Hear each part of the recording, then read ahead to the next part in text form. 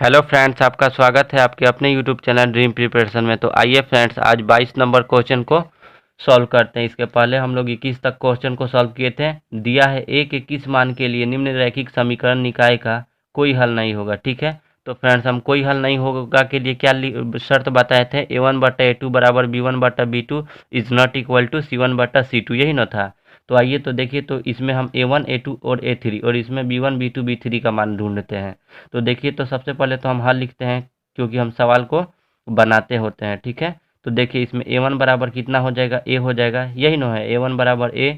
B1 बराबर इसमें ढूंढते हैं तो B1 बराबर कितना है, 3 है। और यानी C1 बराबर कितना है, A-2 है। इसमें देखिए फ्रेंड्स A2 बराबर कितना है, इस वाले समीकरण में A2 बराबर कितना है, 12 है। B2 बराबर कितना है, A है। और C2 बराबर कितना है, तो A है। ठीक है, अब देखिए क्या लिखेंगे प्रश्न से। प्रश्न मेरा क्या बोला है, देखिए तो प्रश्न से लिखते हैं। प्रश्न क्या बोला है, निम्न रैखिक समीकरण निकाय का कोई हल नहीं होगा। क्या बोला है, कोई हल नहीं होगा। तो कोई हल नहीं होगा के लिए क्या होता है शर्त, तो यहाँ पे लिख देंगे प्रश्न से समीकरण, यही वाला लिख देंगे निकाय, समीकरण निकाय का कोई हल नहीं, कोई हल नहीं होगा। तो इसका शर्त या फिर इसका लिख सकते हैं, कोई हल नहीं होने का शर्त क्या होता है friends, A1/A2 equal to B1/B2 is not equal to C1/C2। अब देखिए फ्रेंड, ठीक है, अब हमें इससे मतलब नहीं है। ठीक है, अब हमें इन दोनों ये जो बराबर है इसी को उठाएंगे। तो देखिए, तो A1 का मान मेरा कितना है, A है। और A2 का मान मेरा कितना है, 12 है। ठीक है, B1 का मान मेरा कितना है, 3 है। और B2 का मान कितना है, A है। ठीक है, अब यहाँ पे friends is not equal to कितना है, C1 का मान कितना है, A-2 है। और यानी C2 का मान कितना है, A है। देखिए, तो यहाँ पे हम एक काम कर सकते हैं, इन दोनों को उठाते हैं। तो A में A से जब करेंगे तो कितना हो जाएगा, A² और 12 कितना हो जाएगा, 36। A बराबर कितना हो जाएगा, प्लस माइनस कितना हो जाएगा, √36। जब इसका 36 का कितना होता है, वर्गमूल, प्लस माइनस का 6 हो जाएगा। अब आपको यहाँ पे एक कन्फ्यूजन होता है, प्लस माइनस क्यों रखें। अच्छा फ्रेंड्स, हम जब इसको चेक करते हैं, यहाँ पे चेक कर लीजिए कि मतलब प्लस माइनस क्यों है। इसके पहले भी हम बता चुके हैं, यानी -6 का भी अगर आप स्क्वायर करते हैं, -6 का भी स्क्वायर करते हैं तो भी कितना होता है, 36 ही होता है। ठीक है, माइनस से माइनस कट जाता है। और 6 का स्क्वायर भी करते हैं तो कितना होता है, 36 ही होता है। इसीलिए हम प्लस माइनस दोनों वैल्यू को लेते हैं। अच्छा, इस यानी समीकरण यानी दो चर वाले रैखिक समीकरण युग में हम चेक कैसे करते हैं। ठीक है, प्लस हो सकता है और माइनस भी हो सकता है। देखिए, तो यहाँ पे अगर हम प्लस रखेंगे, +6 रखेंगे तो कितना हो जाएगा, 6/12 हो जाएगा। तो 6 एकम 6, 6 दूनी 12। यहाँ पे देखिए, तो 3 है तो 3 हो गया। और यहाँ पे हमें कितना रखना है, प्लस का 6 रखना है। तो 3 एकम 3, 3 दूनी के 6, ये दोनों इक्वल हो गया। तो समझिए कि इसको ये संतुष्ट कर रहा है। अच्छा, दूसरा है -6, हम रख के देखते हैं। तो यहाँ पे -6/12 हो गया। तो 6 एकम 6, 6 दूनी 12, यानी -1/2 हो गया। दूसरा कितना उठाएंगे, यानी यही ना है, 3 बटा है। तो 3 पहले से है और ए का मान कितना रखना है, माइनस का 6 रखना है। 3 एकम 3, 3 दूनी के 6, इसका भी -1/2 आ रहा है। तो देखिए, तो दोनों इक्वल आ रहा है। तो चेक करने का यही तरीका होता है। ठीक है, तो ये प्लस रखेंगे तो भी यानी संतुष्ट कर रहा है, माइनस रखेंगे तो भी संतुष्ट कर रहा है। ठीक है, उम्मीद करते हैं कि फ्रेंड्स ये क्वेश्चन समझ में आया होगा। आइए 22 का क्वेश्चन नंबर 4 को सॉल्व करते हैं। आइए फ्रेंड्स, दिया है 22 का 4 number question, 3a+1 into x plus 3y-2 बराबर 0। ठीक है, और ये इतना का दिया है। ठीक है, ये पहला समीकरण, ये दूसरा समीकरण हो जाएगा। ठीक है, इसको लिख भी देते हैं, ये समीकरण 1 इसको ले लेते हैं, इसको समीकरण 2 ले लेते हैं। यहाँ से फ्रेंड्स हम क्या कर सकते हैं, A1 A2 A3 का मान सबसे पहले निकालेंगे। तो A1 बराबर मेरा कितना हो जाएगा, 3a+1 हो जाएगा। ठीक है, B1 बराबर मेरा कितना हो जाएगा, 3y हो जाएगा। ठीक है, C1 बराबर कितना हो जाएगा, यानी 2 हो जाएगा। यहाँ पे देखिए, तो A2 बराबर कितना हो जाएगा, A² + 1 हो जाएगा। ठीक है, B2 बराबर कितना हो जाएगा फ्रेंड्स, A-2 हो जाएगा। और C2 बराबर कितना हो जाएगा, ये माइनस का 5 यानी 5 हो जाएगा। ठीक है, अब यहाँ पे हम क्या लिखेंगे, सबसे पहले प्रश्न से, यानी प्रश्न मेरा क्या बोला है, यानी प्रश्न से। ठीक है, प्रश्न फ्रेंड्स बोला है समीकरण निकाय का कोई हल नहीं होगा। तो अभी हम बताए हैं कोई हल नहीं होने के लिए शर्त क्या होता है, यानी A1/A2 equal to B1/B2 is not equal to C1/C2, यही ना होता है। देखिए, तो यहाँ पे A1/A2 का मान कितना है, A1 का मान मेरा कितना है, 3a+1 है।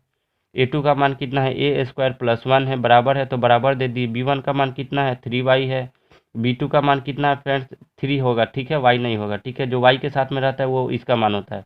3 है, ठीक है। और B2 का मान कितना है, a-2 है, is not equal to C1 का मान कितना है मेरा 2 है, और C2 का मान कितना है 5 है। हम इन दोनों को लेंगे, ठीक है, क्रॉस मल्टीप्लीकेशन, यानी इसमें इससे गुना, इसमें इससे गुना, ठीक है। तो 3a में जब 3a में किससे करेंगे, a-2 में, फिर प्लस का 1 है तो प्लस का 1 ले लिए, फिर उसमें किससे, a-2 से, ठीक है। सबसे आसान तरीका यही है, ठीक है। बराबर का चिन्ह है, बराबर का चिन्ह दे दिए। 3 में a स्क्वायर से करेंगे तो 3a स्क्वायर हो जाएगा, प्लस 3 एकम के 3 हो जाएगा। यहाँ पे हम एक काम कर सकते हैं, देखिए तो यहाँ पे आपको समझ में नहीं आता होगा। पहले ये 3a उठाए हैं, 3a में a-2 से किए हैं, 3a-2 से, फिर प्लस 1 है तो प्लस 1 ले लिए, फिर a-2 से किए हैं, ठीक है। आइए इसको गुना करते हैं। 3a में जब a से करेंगे तो कितना हो जाएगा, 3a स्क्वायर, माइनस है तो माइनस 3a में जब 2 से करेंगे तो 6a हो जाएगा, प्लस है तो प्लस a में जब 1 से करेंगे तो a हो जाएगा, माइनस प्लस माइनस क्या हो जाता है माइनस, a में जब 2 1 में जब 2 से गुना करेंगे तो कितना हो जाएगा 2, ये 3a स्क्वायर प्लस 3 है तो 3a स्क्वायर प्लस 3 हो जाएगा। यहाँ पे फ्रेंड्स क्या हो जाएगा, 3a स्क्वायर है तो 3a स्क्वायर, इस वाले 3a स्क्वायर को इधर लाते हैं, ठीक है। तो ये प्लस का इधर आएगा तो माइनस का 3a स्क्वायर हो जाएगा, ये माइनस का 6a है, प्लस का a है, और ये इसको क्या करते हैं, अंक वाले को एक तरफ कर देते हैं। तो ये तो प्लस का 3 पहले से, ये इधर माइनस में जब इधर आएगा तो प्लस का कितना हो जाएगा 2 हो जाएगा, ठीक है। अब देखिए ये प्लस का 3a स्क्वायर, ये माइनस का 3a स्क्वायर, ये प्लस का 3a स्क्वायर कट गया, और माइनस 6a में जब a को जोड़ेंगे तो कितना होगा, -5a बराबर कितना हो जाएगा, 3 और 2 5 हो जाएगा, ठीक है। तो a बराबर कितना हो जाएगा, 5/-5, 5 एकम 5, तो ये a का जो मान है कितना आ जाएगा फ्रेंड्स, -1, ठीक है फ्रेंड्स। तो उम्मीद करते हैं कि ये क्वेश्चन समझ में आया होगा। आइए फ्रेंड्स 23 नंबर क्वेश्चन को सॉल्व करते हैं। फ्रेंड्स 23 नंबर क्वेश्चन दिया है, सी के किस मान के लिए निम्न रैखिक समीकरण निकाय को अपरिमित रूप से अनेक हल होंगे। अगर आप सारणी याद किए होंगे तो आपको याद आता होगा कि अपरिमित रूप से अनेक हल होने के लिए हम शर्त लिखवाए थे a1/a2 equal to b1/b2 equal to c1/c2। तो आइए इसको हल करते हैं, ठीक है।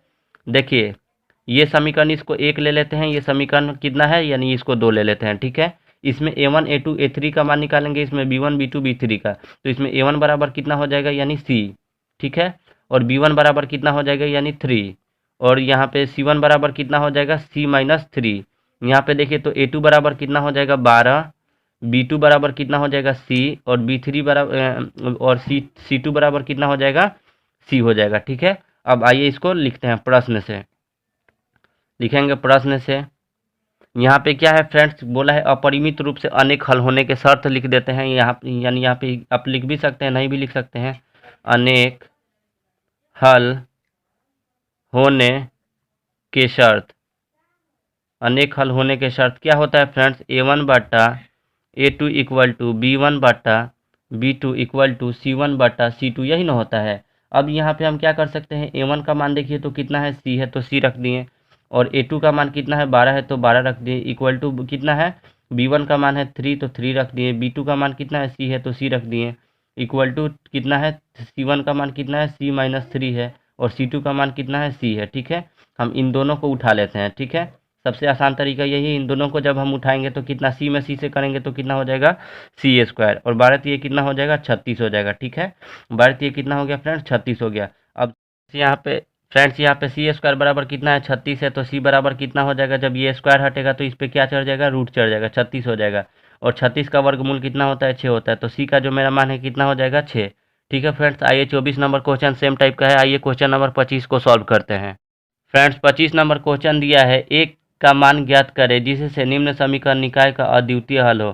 फ्रेंड्स हम अद्वितीय हल होने के लिए शर्त लिखवाए थे सारणी में, a1/a2 is not equal to b1/b2 होता है, ठीक है।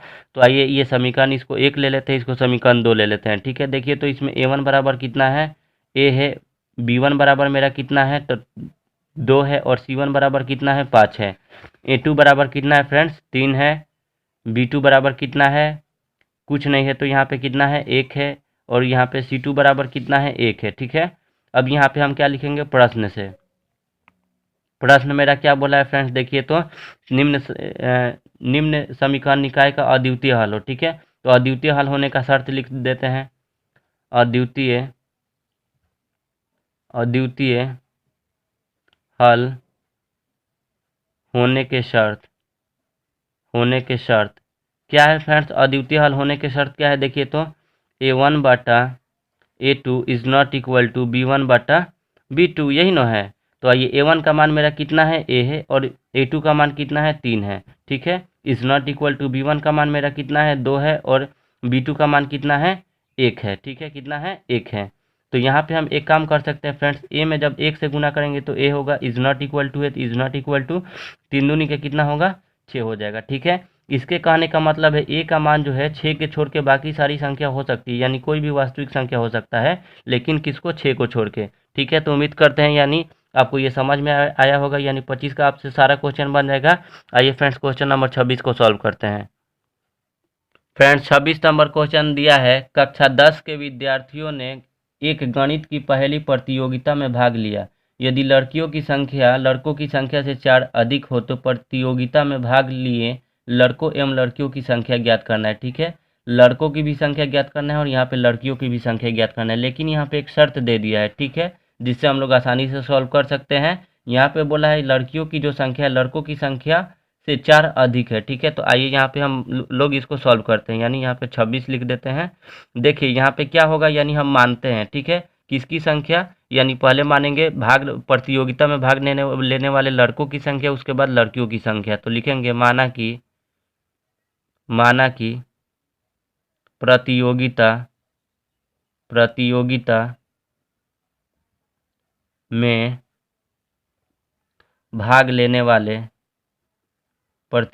में भाग लेने वाले लड़कों की संख्या कितना है फ्रेंड्स, x है। ठीक है, और लड़कियों की संख्या जो है कितना है, लड़कियों की संख्या, ये की इधर से रहेगा। ठीक है, लड़कियों की संख्या कितना ले लेते हैं, यानी x प्लस, यानी 4 अधिक न है तो x प्लस 4 है। ठीक है, यानी 4 अधिक है, यानी जो बोल रहा है क्वेश्चन, यानी जो लड़कों की संख्या है वो लड़कियों की संख्या से कितना अधिक है, 4। तो लड़कों की संख्या जब मानिए x है तो लड़कियों की संख्या कितना है, यानी 4 अधिक है, तो x प्लस 4 ले लिए। ठीक है, अब आइए लिखेंगे प्रश्न से यहाँ पे फ्रेंड्स एक शर्त दिया है। ठीक है, कक्षा 10 के 10 विद्यार्थी, कुल विद्यार्थी कितना है, 10 विद्यार्थी है। तो देखिए, तो एक लड़का ले लिए और एक लड़की, तो लड़की कितना है, x प्लस 4 है, और कुल मिला के कितना है, 10। देखिए जब कुल का बात आया तो ये लड़का था, ये वाला लड़का है और ये वाले लड़की हैं। ठीक है, तो लड़का प्लस लड़की तबे न कुल निकलता है। तो x है और x और x कितना होता है, 2x प्लस 4 बराबर कितना है, 10 है। ठीक है, तो यहाँ पे 2x बराबर फ्रेंड्स कितना हो जाएगा, ये 10 है अपने जगह पे रहेगा, और ये प्लस का 4 है इधर आएगा तो माइनस का 4 हो जाएगा, तो 10 में से 4 जाएगा तो कितना हो जाएगा, 6 हो जाएगा। ठीक है, अब यहाँ पे कितना हम निकालेंगे, इसलिए x बराबर फ्रेंड्स कितना हो जाएगा, 6 बटा कितना हो जाएगा, ये 2 इधर गुना में इधर आएगा तो भाग में 2 तिहाई 6 हो जाएगा। ठीक है, हमें क्या निकालना है, यानी लड़कों की संख्या और लड़कियों की संख्या निकालना है। तो लिखेंगे लड़कों की संख्या कितना है फ्रेंड्स, x है, तो कितना हो जाएगा, 3 हो जाएगा। ठीक है, अब यहाँ पे निकालना है लड़कियों की संख्या। ठीक है, तो लिखेंगे लड़कियों की संख्या, तो लड़कियों की संख्या को कितना माने हैं, x प्लस 4 माने हैं, तो यहाँ पे लिखेंगे लड़कियों की संख्या बराबर x प्लस 4। तो x का मान कितना है, यानी x का मान मेरा 3 आया है, प्लस 4 कर देंगे तो कितना हो जाएगा, 7 हो जाएगा। ठीक है, यानी लड़कों की जो संख्या 3 हो जाएगा और लड़कियों की संख्या कितना हो जाएगा, 7 हो जाएगा। ठीक है फ्रेंड्स, आइए क्वेश्चन नंबर 27 को सॉल्व करते हैं। फ्रेंड्स 27 नंबर क्वेश्चन दिया है, निम्न समस्याओं में रैखिक समीकरण युग्म बनाइए और ग्राफीय विधि से हल करना है। ठीक है, इसको ग्राफीय विधि से हल करना है। शर्त दिया है 2 वर्ष पहले पिता की उम्र अपने पुत्र की उम्र की 5 गुनी थी, 2 वर्ष बाद उसकी उम्र पुत्र की उम्र की 3 गुनी से 8 वर्ष अधिक होगी। ठीक है, तो आइए इसको कैसे सॉल्व करते हैं, बनाते हैं। तो देखिए इसमें एक पिता है दूसरा पुत्र है, तो मान लेते हैं। ठीक है, माना कि पिता की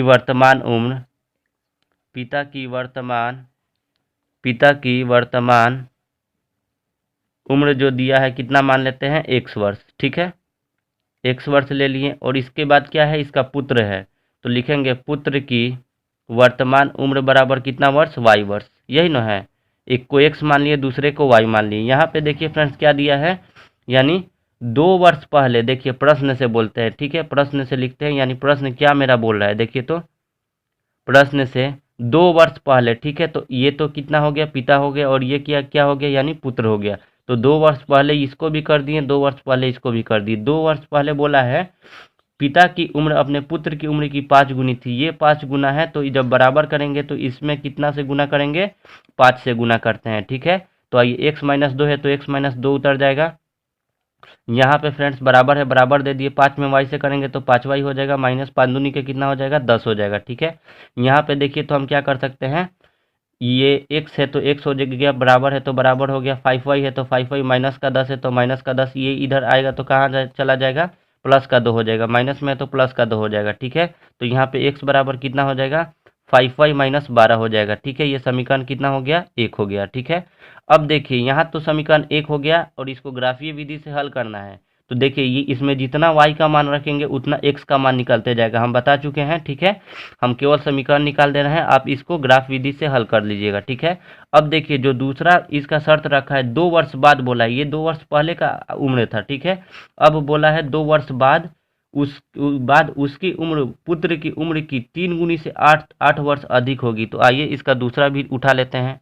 तो फिर लिखेंगे पुनः प्रश्न से, पुनः प्रश्न से, पुनः प्रश्न से क्या शर्त है फ्रेंड्स, यानी बोला है 2 वर्ष के बाद, 2 वर्ष बाद तो ये पिता हो गया और ये पुत्र हो गया, ठीक है। 2 वर्ष इसमें भी किए और 2 वर्ष इसमें भी किए। 2 वर्ष बाद क्या बोला है, देखिए तो 2 वर्ष बाद उसकी उम्र, यानी जो इसकी उम्र है यानी पिता की उम्र है, वो पुत्र की उम्र की कितना है, पुत्र की उम्र की 3 गुनी से 8 वर्ष अधिक है, यानी ये 3 गुनी कर दिए इसको, ये तो 3 गुनी है तो इसको बराबर किए तो 3 गुनी से 8 वर्ष अधिक, यानी 8 वर्ष इसको अधिक कर दिए, ठीक है।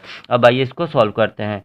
तो x प्लस 2 है तो x प्लस 2 हो जाएगा, बराबर है, बराबर दे दिए, ठीक है। 3 में y से करेंगे तो 3y हो जाएगा, प्लस 3 दूनी के 6 हो जाएगा, प्लस 8 है तो 8 हो गया, ठीक है। यहाँ पे देखिए तो x प्लस 2 है तो x प्लस 2 हो गया, बराबर है तो बराबर 3y है तो 3y हो गया। और यहाँ पे क्या हो सकता है फ्रेंड्स, यहाँ पे 8 गो 6 गो कितना हो जाएगा, प्लस का 14, और यहाँ पे कितना हो जाएगा, एक बार और लेते हैं, x बराबर कितना हो जाएगा, 3y प्लस 14, ये प्लस का इधर आएगा तो माइनस का 2 हो जाएगा, ठीक है। तो इसके लिए हम क्या लिख सकते हैं, 3y प्लस, यानी जब 14 में से 2 चला जाएगा तो कितना बचेगा, 12। इसको समीकरण 2 ले लेते हैं। देखिए इसमें जितना y का मान रखेंगे x का मान मेरा निकलते जाएगा, ठीक है। तो ये मेरा समीकरण 1 था और ये मेरा समीकरण 2 है, ठीक है। तो समीकरण पहले आप 1 उठा लीजिएगा, उसके बाद 2 उठा लीजिएगा, उसके बाद आप ग्राफ कॉपी पे खींच के, यानी जहाँ पे दोनों रेखा प्रतिच्छेद करेगी वहीं पे x और y का मान मेरा निकल जाएगा, ठीक है। उम्मीद करते हैं कि फ्रेंड्स आपको ये क्वेश्चन अच्छे से समझ में आया है। अगर नहीं समझ में आया होगा तो आप हमें कमेंट बॉक्स में कमेंट करके पूछ सकते हैं, ठीक है। फ्रेंड्स 28 नंबर क्वेश्चन दिया है, चंपा एक बिक्री की दुकान में पैंट और स्कर्ट खरीदने गई, ठीक है। जब उसकी सहेली ने उससे पूछा कि उसने प्रत्येक की कितनी संख्या खरीदी, तो उसने जवाब दिया उसके द्वारा खरीदी गई स्कर्ट की संख्या पैंट की संख्या की 2 गुनी से 2 कम है, ठीक है। वो क्लियर नहीं बोली है, लेकिन ये बोली है कि उसके द्वारा खरीदी गई स्कर्ट की संख्या पैंट की संख्या से 2 गुनी से 2 कम है, और स्कर्ट की संख्या खरीदी गई पैंट की संख्या से 4 गुनी से 4 कम है। चंपा द्वारा खरीदी गई पैंट और स्कर्ट की संख्या ज्ञात करें, ठीक है। तो आइए इसको सॉल्व करते हैं, ठीक है। तो सबसे पहले मानेंगे 2 चीज़ है तो एक को x मान लेते हैं, एक को y, ठीक है। तो माना कि पैंट की संख्या, एक पैंट है स्कर्ट है, पैंट की संख्या इक्वल टू x, और क्या है, एक स्कर्ट है, स्कर्ट की संख्या इक्वल टू y, ठीक है। अब लिखेंगे प्रश्न मेरा बोल क्या रहा है, ठीक है। तो देखिए प्रश्न को समझते हैं, लिखेंगे प्रश्न से। देखिए तो फ्रेंड्स मेरा प्रश्न क्या बोला है, यानी यहाँ पे बोला है उसके द्वारा खरीदी गई स्कर्ट की संख्या पैंट की संख्या से 2 गुनी से 2 कम है, ठीक है। ये हो गया स्कर्ट और ये हो गया मेरा पैंट और ये हो गया मेरा स्कर्ट। बोल रहा है यहाँ पे उसके द्वारा खरीदी गई स्कर्ट की जो संख्या, यानी स्कर्ट की जो संख्या है वो पैंट की संख्या से कितना है, 2 गुनी से 2 कम है। कितना है फ्रेंड्स, 2 गुनी से 2 कम है, यानी 2 गुनी से 2 कम इसको कर देते हैं, 2 गुनी से 2 कम कर दिए, ठीक है। यहाँ पे ये मेरा समीकरण कितना बन जाएगा, 1 हो जाएगा, ठीक है। अब देखिए फिर लिखेंगे पुनः प्रश्न से, क्योंकि फिर यहाँ पे दूसरा भी शर्त लिखा है, तो पुनः प्रश्न क्या बोला है, पुनः प्रश्न से। देखिए तो यहाँ पे दूसरा जो है यानी इसका शर्त क्या रखा है, और स्कर्ट की संख्या खरीदी गई पैंट की संख्या से 4 गुनी से 4 कम है। कितना है? 4 गुनी से 4 कम। तो यहाँ पे हम एक यानी पहले पैंट ले लिए, यहाँ पे स्कर्ट ले लिए। 4 गुनी से 4 कम बोला है, कितना फ्रेंड्स? 4 गुनी से 4 कम। तो आइए यानी इसको हम 4 गुनी कर दिए, यानी इसकी जो संख्या है इस वाले पैंट की संख्या से 4 गुनी से कितना कम है? 4 कम है। ठीक है, इसको हम समीकरण कितना ले लेते हैं? 2 ले लेते हैं। ठीक है, अब उम्मीद करते हैं कि अगर आपको समझ में आ गया होगा तो समीकरण 1 उठाइएगा। 1 उठाइएगा, जितना x का मान रखिएगा y का मान निकलते जाएगा। यहाँ भी जितना x का मान रखेंगे y का मान निकलते जाएगा। ठीक है, और इसी को ग्राफ में हम सॉल्व करेंगे। जहाँ दो रेखा प्रतिच्छेद करेगी वहाँ से x और y का मान क्या होगा? मान ज्ञात हो जाएगा। ठीक है, आइए क्वेश्चन नंबर 28 को सॉल्व करते हैं। देखिए फ्रेंड्स, 28 नंबर दिया है, 28 नंबर तो सॉल्व कर लिए। 29 नंबर दिया है, प्रियंका ने 9 रुपये में 2 पेंसिल और 3 रबर खरीदी। ठीक है, और सईदा ने 5 रुपये में 1 पेंसिल और 2 रबर खरीदी। 1 पेंसिल और 1 रबर की कीमत ज्ञात करना है, तो बिल्कुल ही आसान है। ठीक है, तो आइए इसको सॉल्व करते हैं। तो यहाँ पे फ्रेंड्स हम मान लेते हैं। ठीक है, एक तो पेंसिल है और दूसरा रबर है, तो मानेंगे माना कि एक पेंसिल का मूल्य कितना रुपया मान लेते हैं फ्रेंड्स? एक पेंसिल का मूल्य कितना मान लेते हैं? यानी 100 रुपया। ठीक है, और एक कितना है? एक पेंसिल है और एक रबर है। एक रबर का मूल्य कितना रुपया मान लेते हैं? यानी y रुपया मान लेते हैं। ठीक है, अब देखिए यहाँ पे क्या लिखेंगे? प्रश्न से। ठीक है, यानी मेरा प्रश्न क्या बोला है? ठीक है, तो देखिए तो यहाँ पे प्रश्न क्या बोला है, यानी 9 रुपया में कितना खरीदा है? 2 पेंसिल और 3 रबर। तो पेंसिल को हम कितना माने हैं? x माने हैं, तो 2x कर दिए, क्योंकि पेंसिल 2 खरीदा है और रबर कितना खरीदी है? 3 खरीदी है। तो रबर को कितना मान लेते हैं? 3y मान लेते हैं, क्योंकि एक रबर का मूल्य y है, तो 3 रबर का मूल्य 3y हो गया। अब कुल मिला के कितना रुपया दिया है? 9 रुपया दिया है। ठीक है, तो इसको समीकरण 1 मान लिए। अब देखिए जो दूसरा शर्त बोला है तो लिखेंगे यहाँ पे पुनः प्रश्न से। देखिए तो फ्रेंड्स, दूसरा जो शर्त है वो क्या है? यानी बोला है 5 रुपया दिया है, उसमें 1 पेंसिल और 2 रबर। तो पेंसिल को हम लोग x माने हैं और रबर को कितना माने हैं? y माने हैं। तो 2 रबर खरीदी है तो कितना हो जाएगा? 2y बराबर कितना रुपया इसने दिया है? 5 रुपया दिया है। तो इसको समीकरण 2 ले लेते हैं। ठीक है, अब हम यहाँ पे क्या करेंगे? जितना हम यहाँ पे इसको यानी ग्राफीय विधि से हल करना है तो समीकरण 1 उठाएंगे, उसके बाद समीकरण 2 उठाएंगे। ठीक है, उसके बाद सॉल्व करेंगे, यानी जहाँ पे यानी 2 रेखा प्रतिच्छेद करेगी वहीं पे मेरा क्या हो जाएगा? x और y का मान निकल जाएगा। ठीक है फ्रेंड्स, अगर आपको आज का ये वीडियो अच्छा लगा होगा तो आप ज़्यादा से ज़्यादा शेयर कीजिए और हमारे चैनल को सब्सक्राइब कीजिए और लाइक कीजिए। अगर फ्रेंड्स आपको कहीं भी क्वेश्चन बनाने में दिक्कत है तो आप हमें कमेंट बॉक्स में कमेंट करके पूछ लीजिए, हम क्वेश्चन पर क्वेश्चन में बता देता हूँ। ठीक है।